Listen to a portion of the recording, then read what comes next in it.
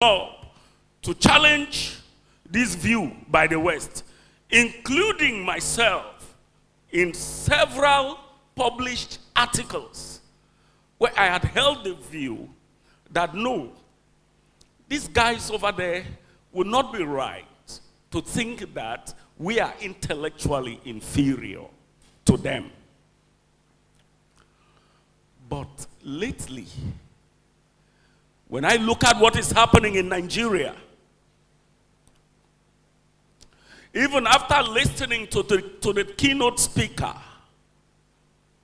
who describes Nigeria as an enigma,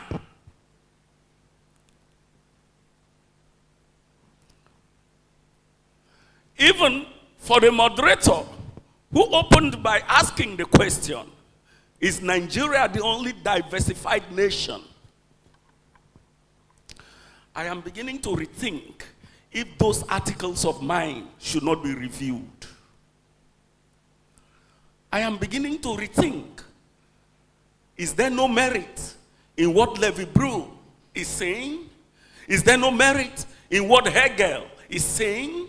Is there no merit in what the book, The Savage Mind, is saying?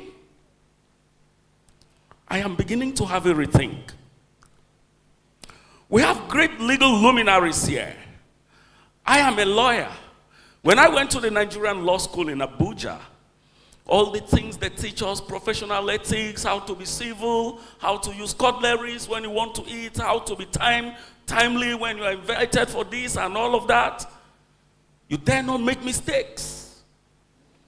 And then on the day we were to go and collect our bar certificates that we had passed the exams to be called to the bar the following day, we were to queue up at Buhari to collect our certificates. And I saw that all the training we had been given in the past 9 months was reduced to nothing. Just to stand on a queue, conduct yourself orderly, potential lawyers, and collect your certificates. We could not, because we are Africans, because we are Nigerians. For me, that is the answer. And then it brings me down to the topic of discussion, our elections. Look at the way we have managed our diversity. Diversity that is a blessing to people. In Nigeria, it is a curse. Petroleum that is a blessing to other nations. In Nigeria, it is a curse. The sun that other nations are looking for, in Nigeria, it is a curse. The rain that other nations are looking for, in Nigeria, it is causing floods. All that is a blessing to all other nations, to Nigerians, it is a curse. If you were born male, you're unfortunate. If you were born female, you're unfortunate. If you live long, you will not be happy. If your life is cut short, we say he has died too young. What then is it that is wrong with us? The build up to the 2023 general elections. Look at the way it's going. Look at the way it is going. There is an escalation of contradictions and tension just because we want to conduct an election. Just because we want to conduct an election. Muslim ticket is a problem. Muslim-Christian ticket has not solved any problem. Christian ticket is a cause. We vote in PDP. We didn't find it funny. APC is in power. Things are not better. What then is a problem? Is it this in pigmentation? Is it this color? Indeed, Nigeria is an enigma. Indeed, Nigeria is a land of possibilities.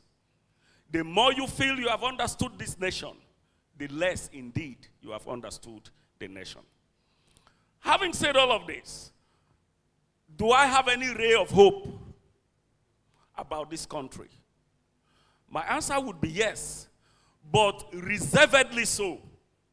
My hope, my expectancy, my excitement is with constraint and limitation. We need to hold our leaders accountable. Osan has a responsibility to play. That your little responsibility, as little as it may seem, will actually help in so many ways. Will actually help in so many ways. We have started well. We charge our leaders at the Osan to continue with us this way. Definitely we will falter. Definitely we will make mistakes, but we should learn from our mistakes, energize ourselves, and see what role we can play for the country. Thank you, sir.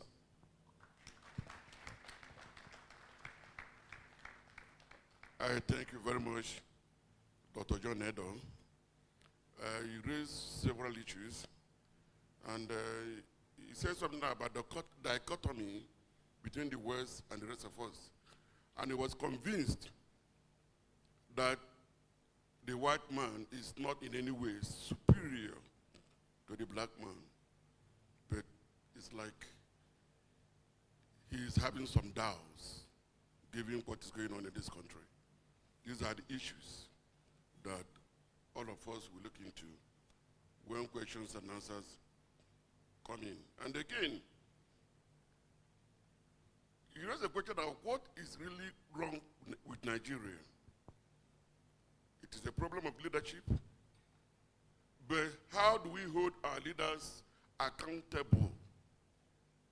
This comment is very, very important considering the topic we are discussing. 2023 general elections, electorates within a diversified nation, prospects and challenges. At times you find out that I am given a bag of rice. That is just enough for me to vote for somebody who is not competent. So how do we hold our leaders accountable? Dr. John Edo, within the time you'll be here, maybe some of us will be able to give answers to that. Yeah. Dr. Sam Amadi, what do you have to say? Thank you very much. I think it's, for me, Dr. Edo has raised some issues. First, the earlier question they asked is about, are we only diversified? Well, let me restate it to say plural society, in the sense of having religious and ethnic diversities. We're not the only one in the world, but probably we're one of the few that have mismanaged diversity or plurality. If you look at many years ago, I had a meeting with a former president of Indonesia, Wahid, who is a leading Islamic cleric at the Kennedy School of Government when I was a teaching fellow at Harvard University. And so he came, her daughter was one of the graduates. So we met and I asked him a question. I said, how come Indonesia, 80 to 90% Islamic state, mostly Muslim, 80 to 90, refused to accept Sharia in their law? They didn't put Sharia in their basic law, even though almost completely Muslim. And Wahid said that when they were building the nation, they had a consensus not to have Sharia as a public law, even though they are 100%, 80 to 90% Muslim. In 1957, before run up to independence, Northern Nigeria government set up a committee headed by Professor A.N. Anderson of London University, who is an expert on African law. Member of that committee includes the Chief Imam of Sudan, the Chief Imam of Afghanistan, Sudan, Pakistan, and India. The question for that committee was whether the northern Nigeria should incorporate Islam. That committee says that they should only take private Sharia. So whether they should incorporate Sharia, say take personal Sharia over custody, marital issues, but they should not incorporate criminal or public Sharia, to follow the examples of other countries. And that was what fed into the 1959 London Conference, where we have what we have in our constitution today that says nobody should be prosecuted on account of an offense not written in law. The background of that was that position, because Islamic law is more like cultural law, not a law written down. So we wobbled with this incomplete theorized choice. People didn't like it. If you listen to the conversation in that, if you read the report, see there was a big debate. As typical of Nigeria, we didn't agree. We moved on. In 2000, some states, namely Zamfara, upended that consensus and introduced a criminal Sharia. What that means that the Zamfara State High Court enacted a law called Sharia criminal law. I was the only person who went to court with Olisaba Koba. I went to Zamfara Federal High Court to challenge that law. Court of Appeal before I traveled out of this country for further studies. Now, why am I bringing this? Diversity is a blessing, potentially. But diversity can be a problem if the leading elites do not craft reasonable structure to manage diversity. So today, Nigeria has three fundamental crises that they have to solve.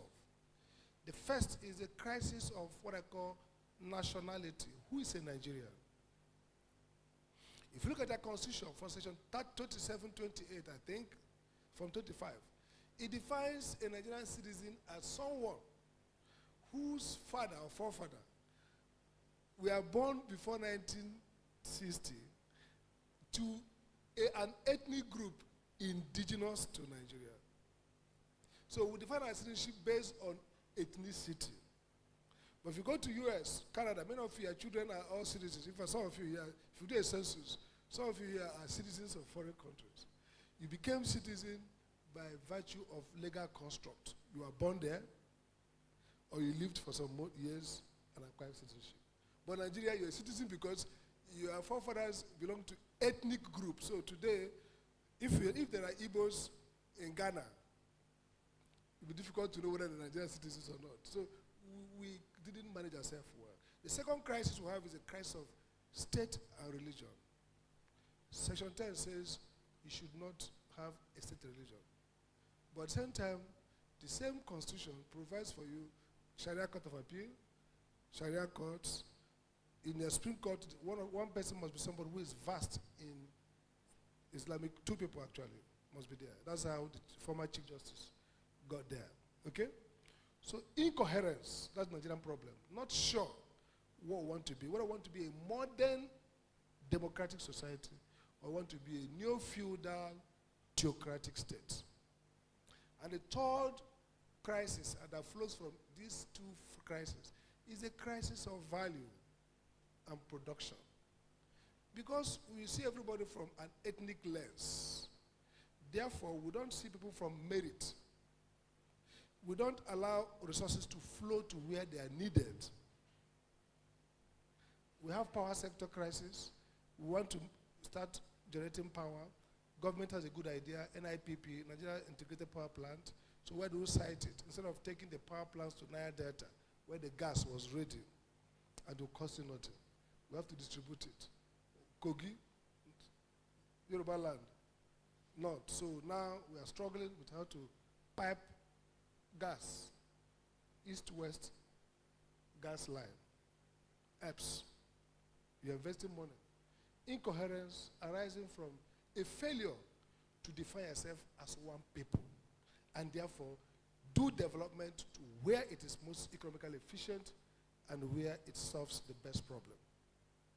So these three dimensions of the crisis is why diversity in Nigeria is now a problem, and it's not a problem in Tanzania. People didn't know up to now that Tanzania is a very multi-ethnic state. Tanzania. But the great man made it look like one ethnic people. Singapore, many places in the world are multidimensional. Finally, let's get back to what the people can do. This election, I just spoke to the media and said, look, the problem with this election is that this can be an election that turns Nigeria on a path to self-redefinition and reconstruction. Or it could be the election that deepens Nigeria into the cauldron of conflict and failure. It depends on how it's managed. And by the way, the biggest issue in this election is not actually who won or didn't win. It's actually whether you're going to do a free and fair election that people who lose will see that they lost fairly. The biggest threat over this election is that we have, through misgovernance, radicalized our youths. We saw the NSAS Part 1. Now that NSAS activists and firebrands are part of this political process. And so the usual stakeholder, people like Oga who are established institutions, the way they respond to electoral failure and manipulation is not the way these NSAS firebrands respond. So we might be praying that for the first time, Nigerian elites accept the reality of political change, accept that they can lose and go home, accept that the margin of manipulation is not as big as it used to be. And therefore, if they do this acceptance, we may have in 2023 election, which even if the people didn't get the change they wanted, but they will still have a country to work on. I just hope that our leaders will understand. Thank you.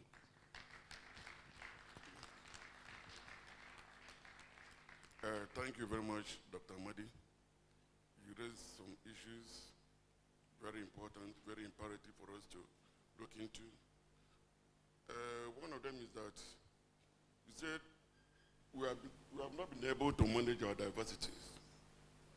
Otherwise, our diversity should have been a strength, a thing of strength for Nigeria. And we have been inconsistent with the legal framework that ought to guide the country. You made mention of the Sharia system and what was provided by the law and how that was circumvented eventually. Well, we pray that Nigeria will be on the right course. All those weaknesses shall be addressed. And again, this issue of ethnic prison, everything borders on ethnicity. That is why when you talk about where are you from or what makes you a Nigerian, the Constitution has to talk about ethnicity, your ethnic heritage, laying the background for confusion. Well, we see how that goes on with our lawyers who are supposed to have, worked on these issues and make sure they're addressed. Because most of the commoners do not know exactly what the problems are, but elites owe them that responsibility to open their eyes to what the problems we have in the country. Dr. Edet, we thank you very much for your contributions, and which is, Edo. Thank you very much for your contribution and which is safe journey. Dr. Joe Edet. Thank you very much for this opportunity. The topic is 2023 elections within a diversified nation, prospects and challenges. I will choose to locate our number one problem with our Constitution. The preamble of the Constitution proclaims very loudly that it is autochthonous. Autochthony is a Greek word. It came from the Athens, that is emanating from the people. That's what the Constitution says about itself. And so you see from the very preamble, we the people of the Federal Republic of Nigeria do give to us, to ourselves, this Constitution. And then you ask yourself when we sat at any point in time to give the Constitution to ourselves. So that's the starting point in any discussion that has to do with our challenges and issues bordering on even this election. The Greeks that introduced the election did not carry on with representative democracy. They were more involved in direct democracy. And even in that, not everybody was eligible to vote. So the issue when you are discussing election is who is an electorate in Nigeria. In the Greeks, women couldn't vote, slaves couldn't vote. Voting was only meant for freeborn. And they will get into a coliseum and vote for their needs. So in Nigeria, who is an electorate? The Electoral Act doesn't seem to even give an answer. And so we look at the age of maturity, which in Nigeria is 18. It is the age that you can own a driving license, the age you can sit on a board of a company. It's a bit contentious because some persons have even argued that the age should be dropped to 16. When you place the electoral age at 18, and then you have NUC giving admission age at 16, it is a problem. That's parents that are willing to leave their children, let their children leave their homes at 16, and then these same children can't vote in an election, a general election. That means they have no capacity whatsoever. A university student has no capacity to vote. It's a bit of a problem. It's why some people go way out to doctor their ages, try to make themselves feel eligible when actually they are not. The Constitution also, in section 14.2, locates where sovereignty lies. It lies with the people. That is the slogan of Dr. Ahmadi's party, PDP, power belongs to the people. It gives an impression that, like this popular musician, this song now that is trending, you dey whine me, you dey whine me, you dey whine me. The Constitution whines Nigerians, making them feel very important, as though power really and actually belongs to them. But for us here, you can ask yourself, power, does it really belong to you? At any point in time, would you say that power really in Nigeria emanates from the people?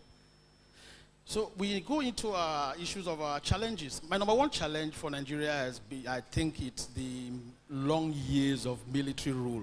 It's been like a big problem. We earned independence in 1960. We were Republican status in 1963. That is to say that even at 1960 independence, we were not even dependent. The Privy Council was still in Britain. So that long year, then you had the interregnum from 1966 to 1979. Military. All the constitutions we've had been federal constitution. Even when the military come, they still operate under that prism, Federal Republic of Nigeria, federalism. But we all know that the military, the command structure doesn't even allow for that system of government. So even then also lies a very big lie. Then from 1979, the very short civilian administration, 1999 till today. This is the longest, 20-something years. It's worth celebrating actually. So the teething problems are obvious. It's not like it is a problem. There is really no cause for alarm. We are learning. We are still trying to walk. It would be very wrong to think that we have arrived. The Americans have had democracy since forever. Ours is 20 years, 20-something years now. And so these challenges are there. What we see as, what should be our strength, diversity, is our number one problem. We are not the only diverse nation. In fact, most nations of the world are diverse. US, even Britain. That's why you have the Wales, you have the Scots, you have the Irish, you have the English. They don't speak the same language. I went to Scotland at Glasgow train station. My friend took off his jacket and gave to me to cover the English jersey I wore in Glasgow. And he said, these people, they don't like themselves. I said, sure. English jersey now. He said, they don't like themselves. But it may not work, but it is going on well with them. They vote periodically. whether or not they should remain together. Our problem also, ignorance is a major issue among the electorate. Our electorates are not very, very educated. They are not, even voters' education is not even carried out. I don't think much will change in 2023. Nigerians are going to vote the same way they have been voting. The Yorubas will vote for their brother. The Igbos will vote for their brother. The Hausa Fulani will vote for their brother. Make no mistake about it. They'll beat, some of us that are educated and are able to rationalize. You are not even in the majority. And democracy is about number. So a typical villager will vote for the one who he or she can relate with. Religion is another problem, a very big one also. Sierra Leone is predominantly Muslim. 80%. Their president is Christian. Julius is Christian. His wife is Muslim. Some people have gone past all of these things, all of these ethnicity, religious things. They are not interested. That's why you could have America, George Bush Sr., George Bush Jr., Clinton contested. The wife also contested. It's not a problem to them. What is not a problem to others is so much of a problem to us, because we are not really educated. And so for us at Osan, and I forgot to mention that I am also a member of Osan, and I don't want those from my seminary, Immaculate Conception Seminary and Pharmacy, to feel that I came to this platform and did not recognize that very great institution. So, great Imasco. Thank you very much. Thank you very much, Dr. Joe Edet. Well, the challenges of religion and ethnicity, as well as ignorance, those are the factors that have been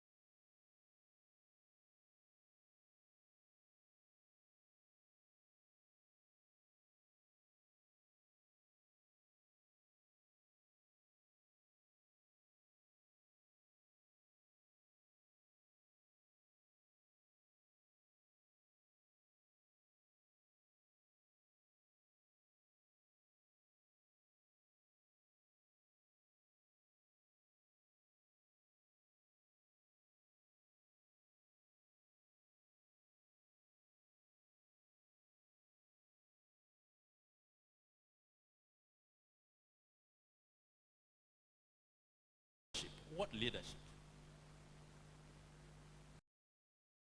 Election. It's you. It's members of the academia, the elites. They are the people who are used.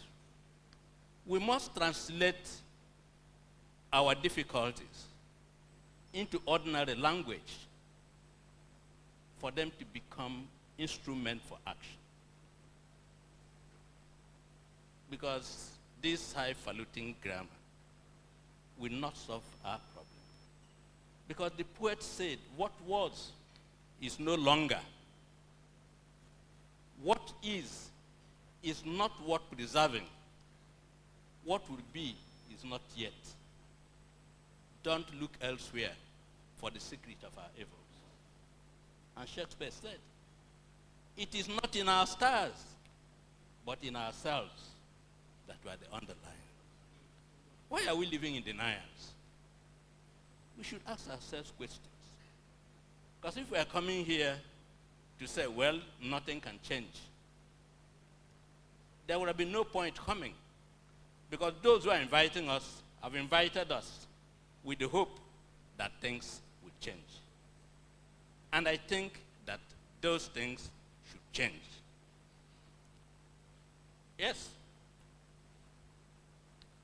I was in the bank